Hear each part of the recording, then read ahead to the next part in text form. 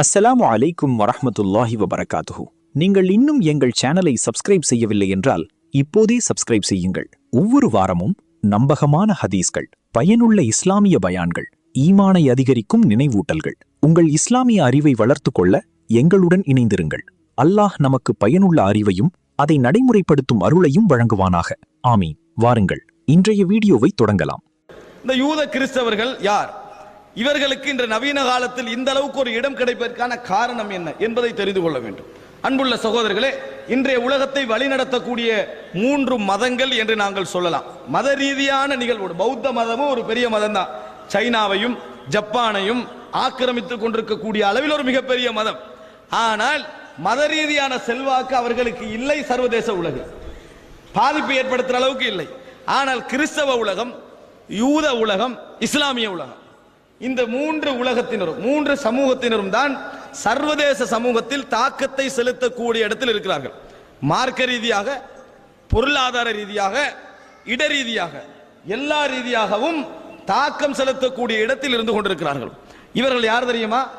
நானா தம்பிமார், அவ்வளவுதான். உங்க யாரு? நானா தம்பி தான் இவங்கெல்லாம். இவர்களுடைய அதாவது நம்பிக்கைகளை நீங்கள் எடுத்து பாருங்கள். இந்த 3 சமூகம் ஒரு பொதுவான இடத்திலிருந்து எங்களுக்குள்ளே கிறிஸ்தவர் வேற, யூதர்கள் வேற, முஸ்லிம்கள் வேற என்று விளங்கி வைத்திருக்கிறோம். ஆனால் எமக்கும் அவர்களுக்குள்ள ஒற்றுமைகளை பாருங்கள். நாம் ஒரு இறைவனை நம்புகிறோம், இறைவன் ஒருவன் என்று சொல்கிறோம். அவர்களும் இறைவன் ஒருவன் என்று தான் சொல்கிறார்கள். விளங்கிட்டா? 2 பேர் அவங்க சொல்லல, அவர்கள் 2 பேர். நான் பின்னால் உங்களுக்கு விளங்கப்படுத்தி காட்டுறேன். சரியா? இரண்டாவது என்ன?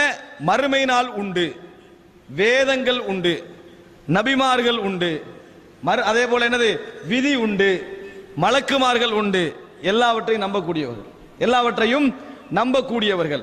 நன்மை தீமைக்கு ஏற்ப நாளை மறுமையில் கூலி வழங்கப்படும்.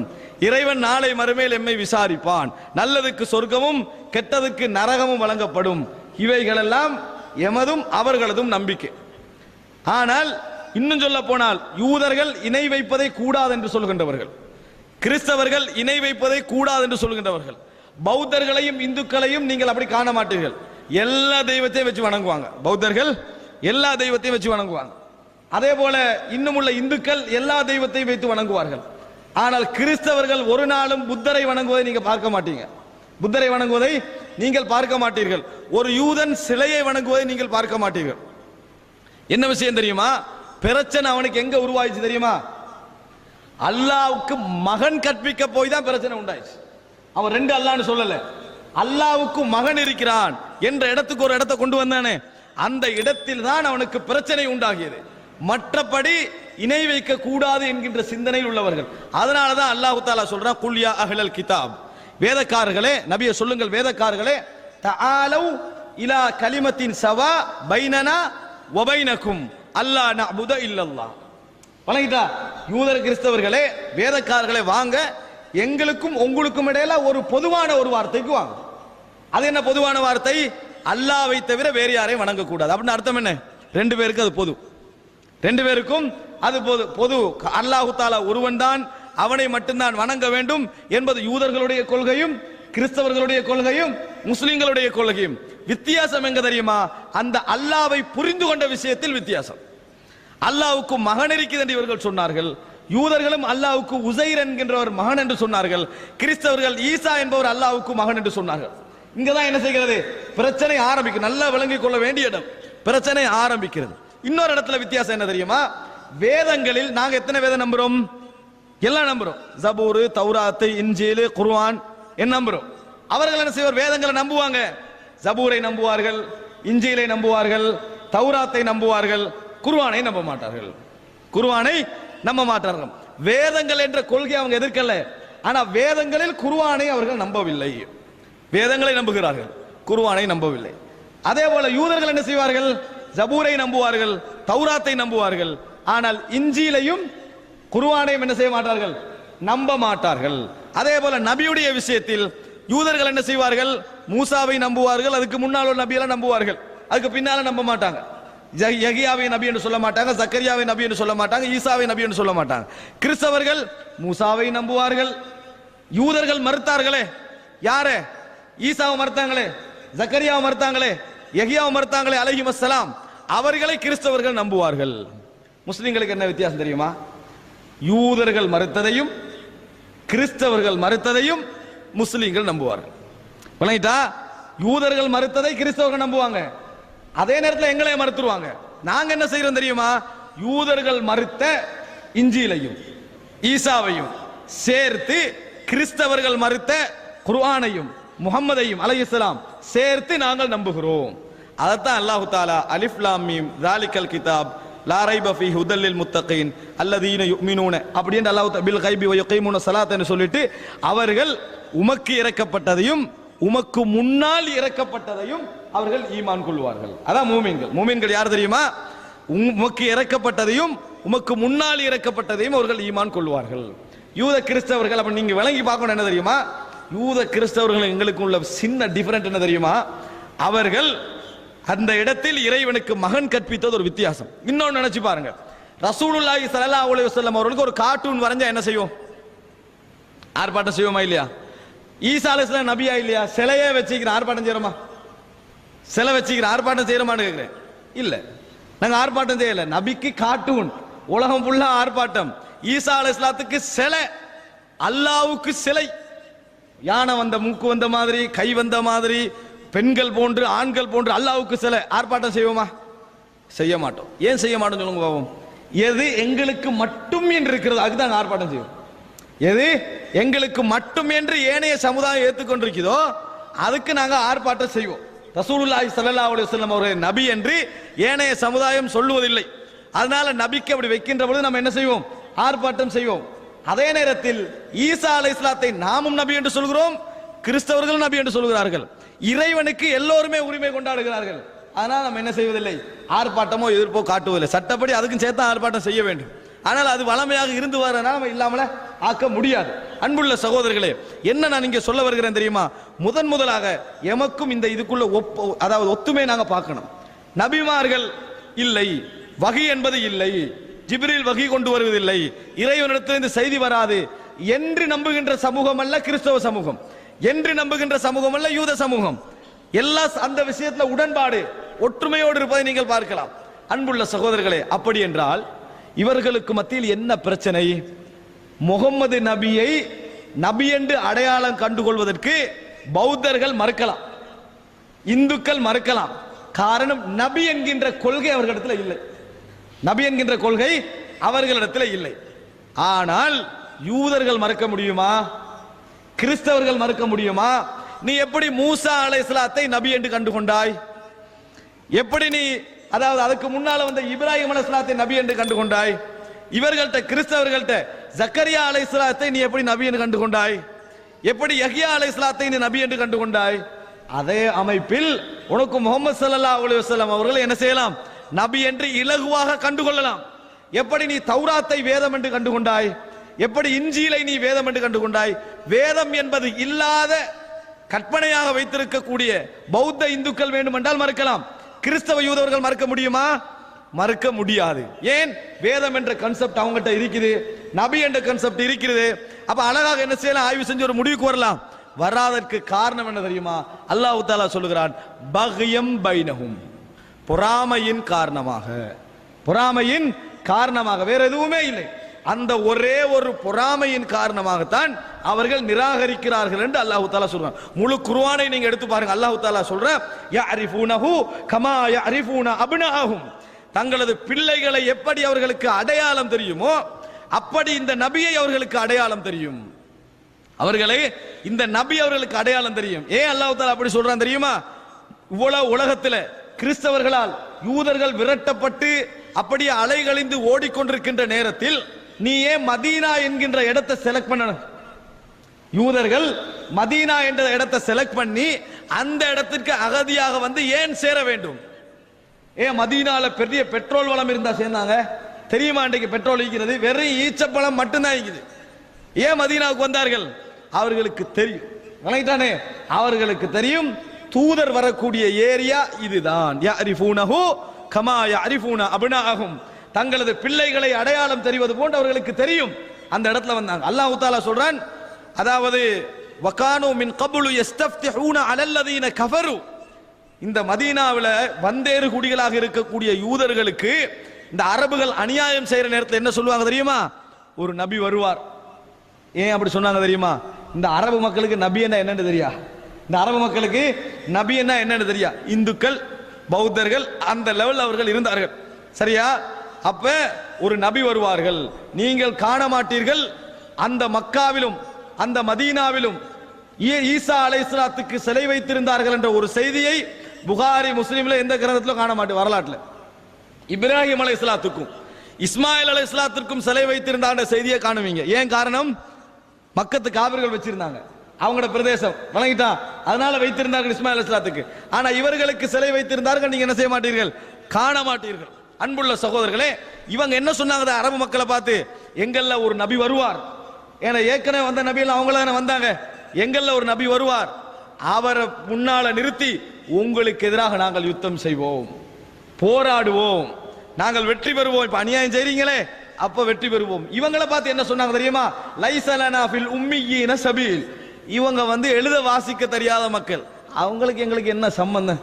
இதெல்லாம் படிக்காத அன்எடுகேட்டட் குரூப் வணங்கிட்டானே, இவர்களுக்கு எங்களுக்கு எந்த விதமான சம்பந்தம் இல்லை என்று சொல்லிக் கொண்டிருந்தார்கள். அன்புள்ள சகோதரர்களே, அல்லாஹ்வுடைய சுன்னா என்ன தெரியுமா? அது ஒரு மிக முக்கியமான வனுரீது அன்னமுன்ன அலல்லதீன ஸ்துதுஇஃபு ஃபில் அர்லி வனஜஅலஹும் அஇம்மத்தன் வனஜஅலஹுமுல் வாரிதீன். இந்த உலகத்தில் எவர்களெல்லாம் பிற சமூகத்தினர்களால் பலகீனப்படுத்தப்பட்டிருக்கிறார்களோ, எமது சுன்னா என்ன தெரியுமா? அவர்களுக்கு அருள் செய்ய நாங்கள் விரும்புகிறோம். இந்த சமுதாயத்தில் இன்னொரு சமுதாயத்தின் மூலம் யார் செகண்ட் ஆகி வைக்கப்பட்டிருக்கிறார்களோ அவர்களுக்கு அருள் செய்ய விரும்புகிறோம், அவர்களை தலைவர்களாக்க விரும்புகிறோம், அவர்களை சொத்துக்காரர்களாக்க நாங்கள் விரும்புகிறோம். அல்லாஹ் தஆலா சொல்றான், இது அல்லாஹ்வுடைய சுன்னா. எந்த மக்களை இவங்க தலைகீழா போட்டிருந்தாங்களோ அந்த மக்களை தூக்க விரும்புகிறோம் என்று அல்லாஹ் தஆலா. இது ஒரு காலத்தில் யூதர்களுக்கு, ஒரு காலத்தில் அரபு மக்களுக்கு. அன்புள்ள சகோதரர்களே, அந்த நபி யார்ல வந்திருக்கணும்? யூதர்களான வந்திருக்கணும். வராம அரபு மக்கள்ல வந்த உடனேயே ஃபலம்மா ஜாஅஹும் மா அரஃபு கஃபரு பிஹி, தெரிஞ்சவர் வந்த பின்னால் நிராகரித்தார்கள். அல்லாஹ் அப்படிதான் சொல்றான், தெரிஞ்சவர் வந்தாரு நிராகரித்தார், அவர்கள் நிராகரித்தார் என்று சொல்றார். என்ன காரணம் தெரியுமா சகோதரர்களே? இதை நீங்கள் புரிந்து கொள்ள வேண்டும். இந்த இப்ராஹிம் அலைஹிஸ்ஸலாம் உங்களுக்கு தெரியும், இப்ராஹிம் அலைஹிஸ்ஸலாத்தை கிறிஸ்தவர்களும் உரிமை கொண்டாடுவாங்க, யூதர்களும் என்னது உரிமை கொண்டாடுவார்கள், முஸ்லிம்களும் உரிமை கொண்டாடுவார்கள். அல்லாஹ் தஆலா சொல்றா, அதாவது வமா கான இப்ராஹிமு யஹூதியன் வலா நஸ்ரானியன். இப்ராஹிம் யஹூதியாகவும் இருக்கவில்லை, கிறிஸ்தவராகவும் இருக்கவில்லை, அவர் ஒரு தெளிவான ஒரு முஸ்லிமாக இருந்தார். அப்படின்னு அல்லாஹ் தஆலா என்ன செய்றான்? குர்ஆன்ல சொல்லி காட்டுறான். ஏன் யஹூது நசாரா என்றெல்லாம் ஒரு இனப்பெயர், முஸ்லிம் என்றது கட்டுப்பட்டவன் அர்த்தம், அவ்வளவுதான்.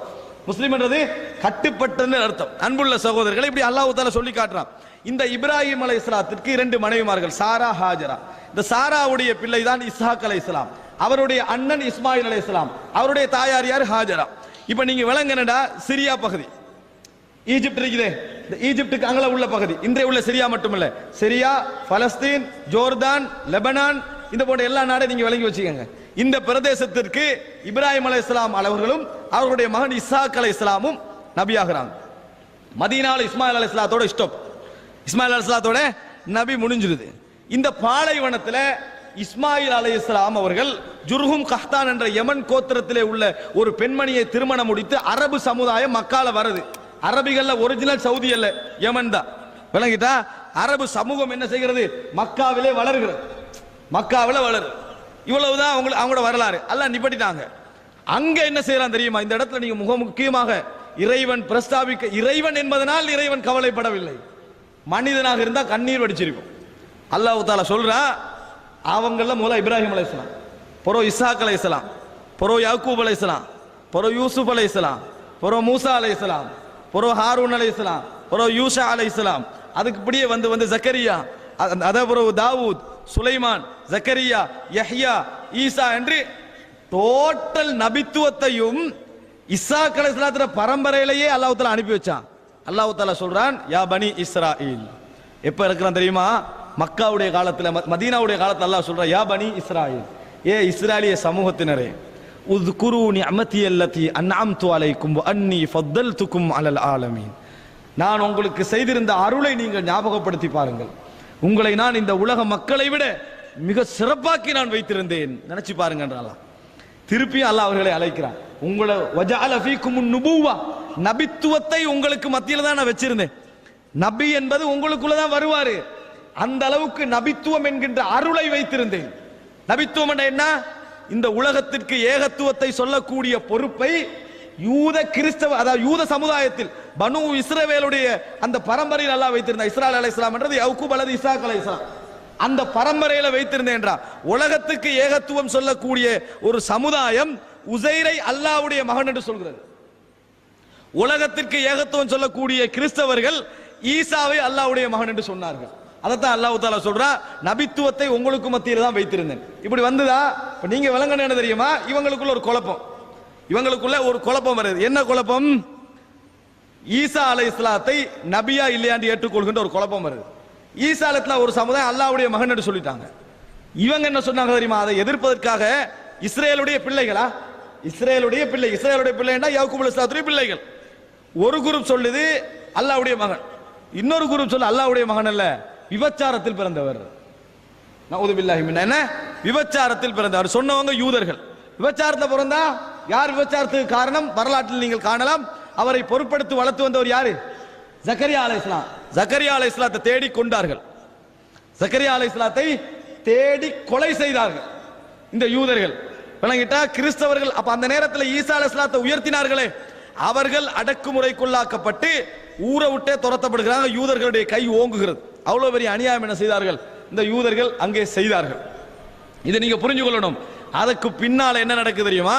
கிறிஸ்தவர்களுடைய கை ஓங்கி போய் நாணமாற அடிச்சு விரட்டுறாங்க பலஸ்தீன்ல. யாரு? யூதர்களை அடிச்சு விரட்டு ஜென்ம பகையாகி ஓடி ஒவ்வொரு இடத்துல ஒளிஞ்சவர்கள் தான் கொஞ்சம் பேர் வந்து மதீனாவில் புகுந்தார்கள். அப்படி ஒளிந்த கொஞ்சம் பேர் தான் செய்தார்கள், மதீனாவுக்குள் வந்து புகுந்தார்கள். புகுந்து கொண்டு எங்கள்ல ஒரு நபி வருவாரு, அவர் எங்களை கூட்டிக்கொண்டு போவாரு, உலகம் ஃபுல்லா எங்களை தலைவராக்குவாரு, எங்களை ஆட்சி செய்ய வைப்பார் என்று உலகம் ஃபுல்லா ஒரு அறிவிப்புல இருந்துட்டான்.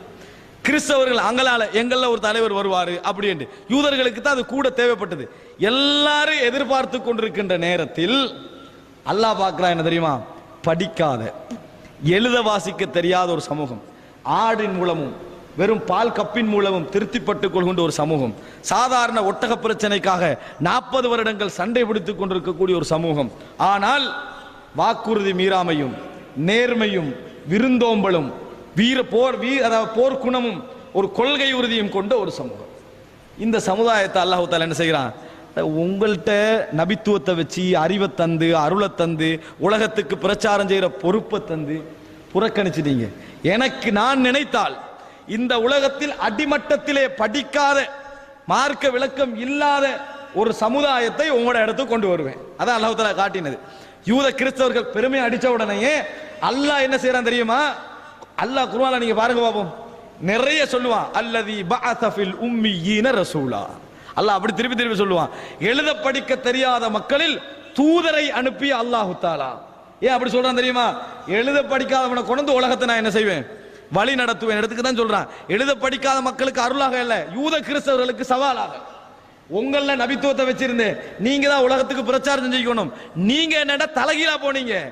நான் இப்ப யாரை உருவாக்குறேன் பாரு, எழுத வாசிக்க தெரியாத சமூகம் மட்டுமல்ல, நபியாக்கினவரும் எழுத வாசிக்க தெரியாது, நபியாக்கினவரும் எழுத வாசிக்க தெரியாது.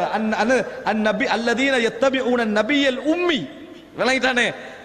எழுத வாசிக்க தெரியாத நபியை பின்பற்றக்கூடியவர். அல்லாஹ் அப்படியே குர்ஆன்ல நீங்க பாருங்க, எழுத வாசிக்க தெரியாது, எழுத வாசிக்க தெரியாது நிறைய இடத்துல அல்லாஹ் தஆலா சொல்லுவான். ஏன் சொல்லுங்க? அல்லாஹ் நினைத்தால் அல்லாஹ் தந்த அருளை பயன்படுத்தாதவர்களை அப்படியே கீழே போட்டுட்டு எவர்களை பார்த்து நாம் பரிஹசித்துக் கொண்டிருக்கிறோமோ அவர்களை ஒசக்க கொண்டு வந்துருவோம். அதைத்தான் அல்லாஹ் தஆலா சொல்லி இந்த நம்ம படிக்க வேண்டிய பாடம் மிக முக்கியமான இடம் அதுதான். எனவே யூத கிறிஸ்தவர்களிலிருந்து அவர்கள் ஏகத்துவத்திலிருந்து சருகிய பொழுது அல்லாஹ் மக்கத்திலே இருக்கக்கூடிய கிழிந்த ஆடைகளை தைத்து வாழ்ந்த பெருமைக்கும் புகழுக்கும் மாத்திரம் ஆசைப்படக்கூடிய போர்க்குணம் கொண்ட, அதே நேரத்தில் ஒழுக்கமோ வாழ்க்கை விழுமியங்களோ சர்வதேச சமூகத்தில் எந்த ஒரு பங்கோ இல்லாத ஒரு சமுதாயத்துக்கு எல்லாம் நபித்துவத்தை கொண்டு வந்து கொடுக்கிறான். எப்படி யூதர்களை மிகச்சி கிறிஸ்தவர்களை மிகச்சி போறதுன்றதெல்லாம் மனுஷன் யோசிச்சுதான் அதை முடிவெடுத்திக்க மாட்டான். ஏன்? அங்க ரோமாபுரியில இருந்து இத்தாலியில இருந்து அப்படியே வந்து சிரியாவுக்குள்ள வந்து ஈஜிப்டுக்குள்ள வந்து யமனுக்குள்ள வந்து எல்லாம் யாரு? கிறிஸ்தவர்கள். வணங்கிட்டா இன்னும் சொல்ல போனா தம்பியிட பிள்ளைகள். யாரு? இஸ்மாயில் சாத்த பரம்பரை தான் நானா இசாக்கிற தம்பியிட பிள்ளைகள் தான் எங்க இருக்கிறாங்க? இவ்வளவு இடத்துல சுத்திக்கிறாங்க. தம்பிட பிள்ளைகளுக்கு இடையில வந்த சண்டையில வந்த குரூப் வந்து மதீனால ஒரு மூலையில குந்திக்கின்றிருக்கு, எங்கெல்லாம் நபி வருவாருண்டு. இந்த நேரத்தில் எழுத படிக்க தெரியாத ஒரு ஆளை நபியாக்கி இதுவரைக்கும் சர்வதேச சமூகத்தில் எந்த விதமான அரசியல் பங்களிப்பும் இல்லாத அந்த கௌபத்துல்லா ஒன்று இல்லைன்னு வைங்க, அவர்களுக்கு சர்வதேசத்தில் எந்த பங்களிப்பும் இல்லை. அப்படி இடத்துல அல்லாஹ் தஆலா நபித்துவத்தை உண்டாக்கின உடனேயே யூத கிறிஸ்தவர்கள் பட்ட பொறாமை இருக்குது, சர்வசாதாரண பொறாமை அல்ல. அல்லாஹ் தஆலா சொல்லி காட்டுறான். என்ன காரணம் சொல்லுங்க? பல காரணம். ஒன்று, இஸ்மாயில் அலைஹிஸ்ஸலாத்துடைய தாயார் ஒரு அடிமை. யாருட? சாராவுடைய அடிமை. முதலாம் மனைவியுடைய அடிமையை தான் கல்யாணம் முடிச்சு வச்சா சாரா இப்ராஹிம் அலைஹிஸ்ஸலாத்துக்கு. அப்போ முதலாவது அடிமை. ரெண்டாவது எழுத வாசிக்க தெரியாத சமூகம். இவங்கள எப்படி நபி வருவாரு? இந்த ஒரு ரீசன் தான் இவர் நபி இல்லை என்று யூத கிறிஸ்தவர்கள் மறுத்ததற்கான காரணம், வேற ஒண்ணும் இல்லை. இந்த ஒரு ரீசன். இவ்வளவு நாளும் வந்தவர்கள் எல்லாம் உயர்ந்த குலத்தை சேர்ந்தவர்கள், படித்த குலத்தை சேர்ந்தவர்கள், எமது பரம்பரையை சேர்ந்தவர்கள். இன்றைக்கு வந்தவங்க மட்டும் எப்படி நபியாக முடியும் என்ற ஒரே ஒரு காரணத்தை தவிர, நீங்க எந்த யூத கிறிஸ்தவர்களோட பேசினாலும் சரி, நீங்க எப்படி ஜக்கரியாவை நபி என்று சொல்றீங்கன்னு கேளுங்க, அப்படியே திருப்பி சொல்லுங்க, இது அப்படியே முகமதுக்கு பொருந்தா இல்லைன்னு கேளுங்க, பேச மாட்டாங்க, பேச இயலாது. நீங்க எப்படி இப்ராஹிம் அலைஹிஸ்ஸலாத்தை எதை வச்சு நபி என்று சொல்றேன்னு கேளுங்க, எதை வச்சு இப்ராஹிம் அலைஹிஸ்ஸலாத்தை நபி என்று சொல்றேன்னு கேளுங்க, எதை சொல்லுவாங்களோ இது ஏன் முகமதுக்கு பொருந்தான்னு கேளுங்க, அலைஹிஸ்ஸலாம் பதிலளிக்காது. அவர்களிடத்தில் இதனால் தான் விவாதங்களோ, பெரும்பாலும் விவாதங்களோ, கன்வர்சேஷன்களோ, இதிலே அவர்கள் என்ன செய்ய மாட்டார்கள், கலந்து கொள்ள விருப்பம் இல்லை. அறிவியல் பூர்வமாக அவர்களது மார்க்கத்தை அவர்களால் நிரூபிக்க முடியாது. ஆனா இன்னொன்றை புரிந்து கொள்ள வேண்டும். அல்லாஹ் தஆலா இந்த அருளை கொண்டு மக்கா மக்களுக்கு போட்டானே, அவங்க வழங்கல, இது எங்களுக்கு அருள் அண்டு. அவங்களுக்கு கொண்டு போட்டோடனே அவங்க எப்படி எதிர்பார்த்தாங்க? வெட்டு குத்து யூதர்களை கிறிஸ்தவரோட சேர்ந்து கண்டு ரசூலுல்லாஹ்களை எதிர்த்தாங்க, அப்படித்தானே இல்லையா? ஆனா அல்லாஹ் அவங்களுக்கு தான் அருள் செய்யறான், விளங்கல. அவங்க அந்த நபியை எதிர்த்தார்கள். அந்த நபி எதிர்க்க எதிர்க்க எதிர்க்க உங்களுக்கு நான் விடுதலையாக வந்திருக்கிறேன் என்பதை உணர்த்தினார்கள். உங்களுக்கு நான் விடுதலையாக வந்திருக்கிறேன் உணர்த்தினார்கள். நபி அவர்கள் இறுதி உரையில எல்லோரையும் வைத்துக்கொண்டு என்ன கேட்டார்கள்? அல்லாஹும்ம ஹல் பல்லக், நான் உங்களுக்கு எல்லா விஷயத்தையும் சொல்லி தந்து விட்டேனா அப்படி என்று கேட்டார்கள். அதுல யார் யாரெல்லாம் இருந்தாங்க?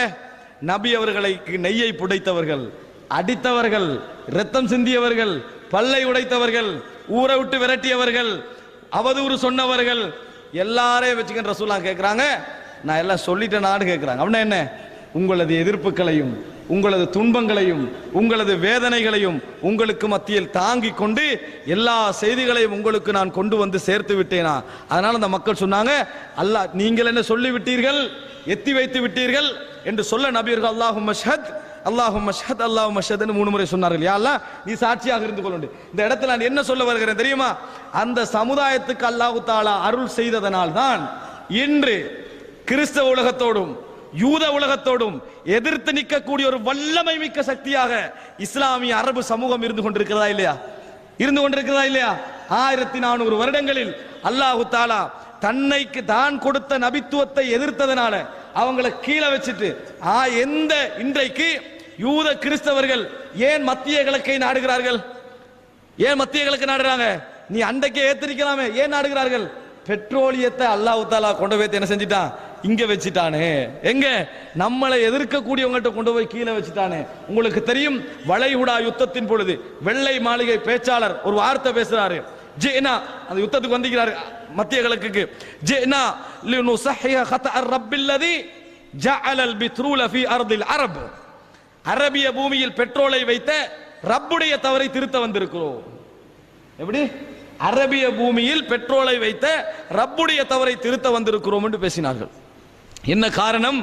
பொறாமடை. இது பெட்ரோலை வச்சுக்கணும் அமெரிக்கால, பெட்ரோலை வச்சிருக்கணும் அமெரிக்கால என்று நினைக்கிறார்கள். அல்லாஹ் தஆலா நீங்க நினைச்சு பாருங்க பாப்போம். கொள்கை ரீதியாகவும் இந்த சமுதாயத்துக்கு உதவி செய்திருக்கிறான், பொருளாதார ரீதியாகவும் சமுதாயத்தால செலக்ட் பண்ண இடத்தை பாருங்க. எதிர்காலத்தில் நீதான் நிப்பாய், அமெரிக்காவுடைய பொருளாதாரம் விழும், உலகத்துடைய எல்லா இஸ்ரேல் உட்பட விழும். விழுகின்ற நேரத்தில் நீதான் என்ன செய்வாய்? உதவி செய்வாய் என்கின்ற இடத்தில் அல்லாஹ் தஆலா வைத்திருக்கிறான். அன்புள்ள சகோதரர்களே, ஒரு காலமும் இந்த இஸ்லாமிய சமுதாயம் பெருக்கக்கூடிய சமுதாயம் ஐக்கியப்பட்டார்கள் என்று சொன்னால், ஒற்றுமைப்பட்டார்கள் என்று சொன்னால், அல்லாஹ்வும் ரசூலும் சொல்வது மார்க்கம் என்று எல்லோரும் நம்பி இருக்கிறோமே, இந்த உலகத்தில் எல்லா பிரிவும் நம்புது, அத்தனை பேர் அந்த கொள்கை ஏற்போம் என்று சொன்னால் இந்த சமுதாயத்தை எதிர்ப்பதற்கு இந்த உலகத்தில் எதிர்க்கின்ற அல்ல, துணிகின்ற எந்த ஒரு சமுதாயம் இருக்காது. ரசூலுல்லாஹி ஸல்லல்லாஹு அலைஹி வஸல்லம் சொன்னார்கள், நுஸிர்து பிர்ருபி மஸீரத ஷஹ்ரைன், என் சமுதாயத்தின் மீதும் என்னை பற்றிய அச்சமும் 2 மாதங்களுக்கு முந்தியது என்றாங்க ரசூலுல்லாஹ். அப்படின்னா என்ன? நபி அவர்கள் யுத்தம் செய்ய வரப்போகிறார்கள் என்று கேள்விப்பட்டார், 2 மாசத்துக்கு முந்தி கேள்விப்பட்டாங்களே, நடுங்கிடுவாங்க, அவ்வளவுதான்.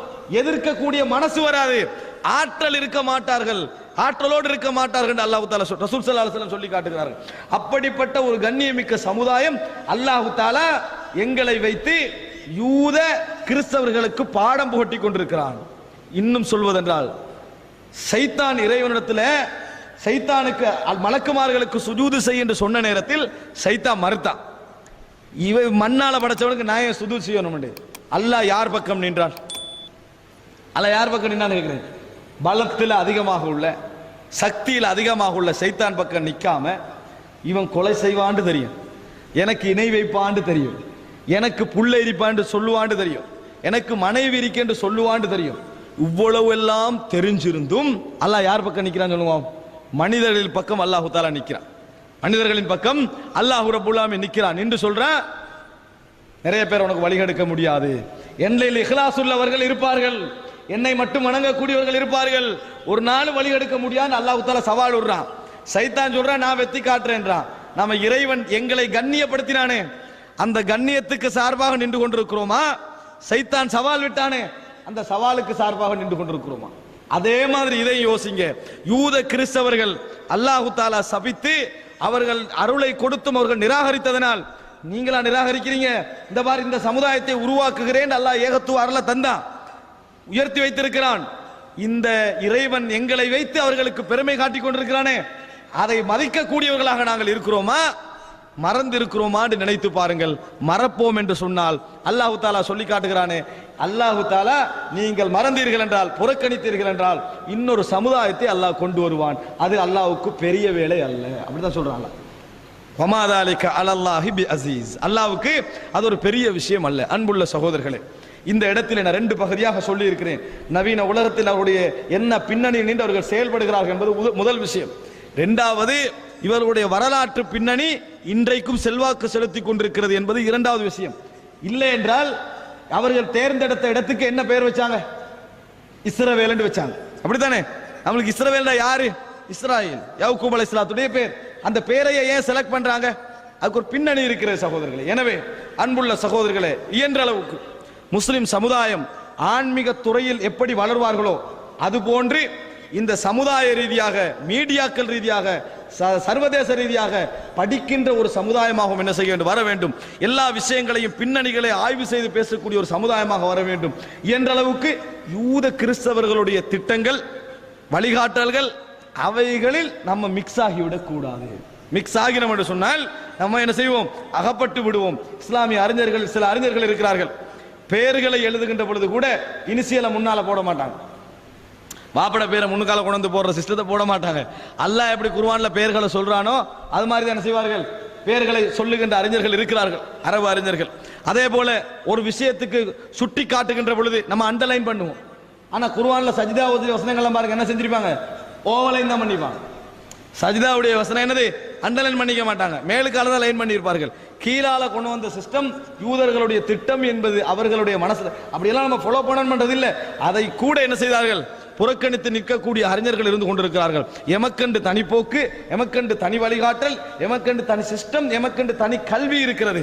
அதில் நம்ம மாறக்கூடாது என்பதுதான் எமது முக்கியமான விடயம். ஆனால் இன்றைக்கு நவீனம் என்கின்ற பெயரை நாம் மாறிக்கொண்டிருக்கிறோம். கல்வித்துறையிலும் தான், எல்லாத்துல பாடசாலை வரைக்கும் நீங்க எடுத்து பார்த்தீங்கன்னு சொன்னால் நிறைய மாற்றங்களை கண்டு கொண்டிருக்கிறோம். அல்லாஹ் ரப்புல் ஆலமீன் எம் அனைவரையும் யூத கிறிஸ்தவ சதி வலைகளிலிருந்து நாம் காப்பாற்ற வேண்டும். இன்னும் ஒன்றை சொல்லிக் கொள்கிறேன், இந்த யூத கிறிஸ்தவர்கள் மிகவும் இரக்கத்தோடும் அன்போடும் இருக்க வேண்டியவர்கள் முஸ்லீம்கள், அப்படியா இல்லையா? ஏன்? ஈசா அலைஹிஸ்ஸலாத்தை நாம் அவர்களை போன்று உயர்த்தாது விட்டாலும் இவர்களை போன்று நாம் தாழ்த்தவில்லை, யூதர்களை போன்று தாழ்த்தவில்லை. விபச்சாரத்தில் பிறந்தவங்க சொல்லல, ஆனா அவர்கள் யாரோட உறவு வச்சுக்கிறாங்க தெரியுமா? வெறும் நானா தம்பி என்பதற்காக உறவு வைத்திருக்கிறாங்க, கொள்கைக்காக வேண்டியல்ல. நம்மளோட நானா தானே என்னதான் இருந்தாலும் நம்மள நானா என்பதற்காக கொள்கையெல்லாம் விட்டு சொந்தமா இருப்பாங்களே, அந்த மாதிரி என்ன செய்திருக்கிறார்கள்? யூதர்களோடு உறவு வைத்திருக்கிறார்கள்.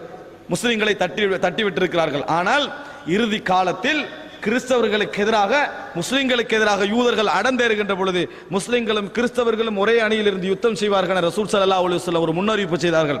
அந்த வெற்றியின் பின்னால் கிறிஸ்தவர்கள் குணத்தை காட்டுவாங்க. கலப சலீப், சிலுவை வெத்தி விட்டது என்று ஒருத்தன் கத்துவான். உடனே யுத்தம் என்ன செஞ்சிடும், தலைகீழாக மாறி முஸ்லிம்களுக்கும் கிறிஸ்தவர்களுக்கும் மாறிவிடும், முஸ்லிம்கள் வெற்றி பெறுவார்கள் என்ற செய்தியை நபியவர்கள் முன்னறிவிப்பு செய்திருக்கிறார்கள். அல்லாஹ் ரப்புல் ஆலமீன் எதிர்காலம் இஸ்லாத்திற்கே என்கின்ற அந்த நன்மாராயத்தை ஒவ்வொரு முஸ்லிம்களுடைய உள்ளத்திலும் பதிவு செய்ய வேண்டும். நம்பிக்கையோடு நாம் விரக்தியாளர்கள் அல்ல, விரக்தி அடைந்தவர்கள் அல்ல. இந்த சமுதாயத்தில் எண்ணிக்கையாலும் பலத்தாலும் சிந்தனையாலும் ஆயுதங்களாலும் எல்லா விடத்தாலும் முந்தியவர்கள் மார்க்கத்தை பின்பற்றாதனால் அல்லாஹ் தஆலா எம் அனைவரது உள்ளத்திலும் ஒரு பலகீனத்தை போட்டு வைத்திருக்கிறான்.